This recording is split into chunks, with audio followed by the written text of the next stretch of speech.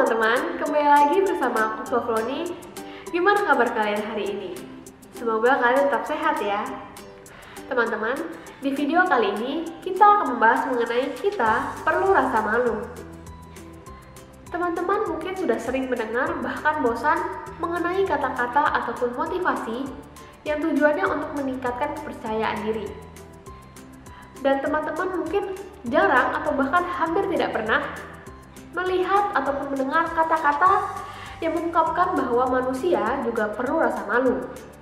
Nah, di video kali ini kita akan membahas mengenai hal tersebut.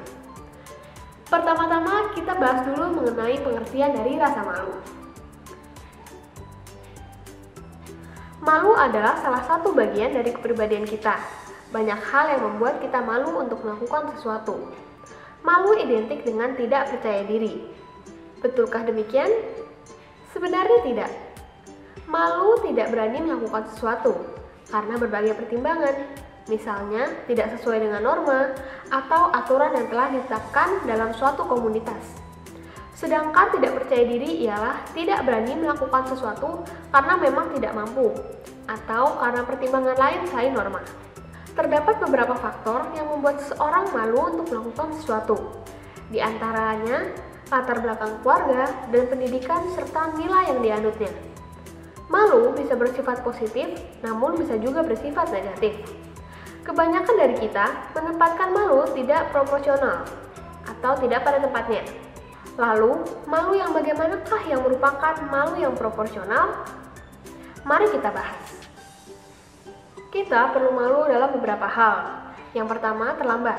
Ketika kita telah menyepakati janji untuk bertemu pada waktu tertentu dengan seseorang tapi kemudian kita terlambat, atau yang lebih parah kita terlambat masuk kelas karena kita kesiangan bangun tidur karena semalaman kita sibuk ngerumpi. Cobalah tanyakan pada diri kita sendiri, apakah kita perlu malu ketika melakukan hal tersebut. Misalnya kita tidak malu, berarti kita termasuk orang yang kurang malu. Kedua, berhutang. Seringkali kita kepepet di akhir bulan pada teman kita. Pasalnya jatah yang diberikan orang tua kepada kita telah habis. Misalnya hal itu terjadi karena kita kurang bisa mengatur uang. Untuk solusinya, kebanyakan kita meminjam uang dari teman. Dengan janji kita akan melunasinya ketika kita telah mendapatkan dana dari orang tua. Mungkin karena kita telah terbiasa melakukan hal itu, kita jadi cuek untuk meminjam kepada teman. Padahal, bisa saja dia juga membutuhkan uang tersebut. Namun karena kita tidak peka terhadap hal itu, akibatnya kita juga dapat merugikan orang lain. Selanjutnya, meminjam barang. Bila kita meminjam barang milik teman untuk sesekali, itu pun karena kita sangat membutuhkannya, hal tersebut wajar. Tapi jika kita sering meminjam barang punya teman dan kita tidak mau tahu apakah barang tersebut dibutuhkan oleh teman kita atau tidak, kamu harus malu. Ingatlah, setiap orang memiliki wilayah privasi. Kita juga, dan kita tahu bahwa wilayah itu bila terusik akan menyebabkan ketidaknyamanan bagi orang yang privasinya terusik. 4. Berbohong. Berbohong untuk hal positif, misalnya untuk membesarkan hati seseorang yang sedang down, hal itu wajar dilakukan. Tapi berbohong untuk menutupi sesuatu yang menjadi aib, hal itu tidak layak dilakukan, apalagi merugikan banyak orang.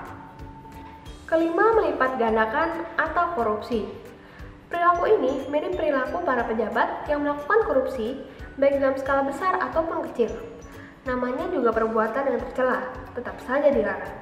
Karena bagaimanapun juga, setiap segala sesuatu yang kita perbuat akan dipertanggungjawabkan. 6. Mencontek. Salah satu aktivitas yang sering dilegalkan terutama oleh siswa yang tidak percaya diri terhadap potensi yang dimilikinya, dan cerminan yang sportif dan pemalas.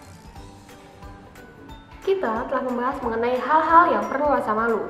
Selanjutnya, kita akan bahas mengenai hal-hal yang tidak perlu malu.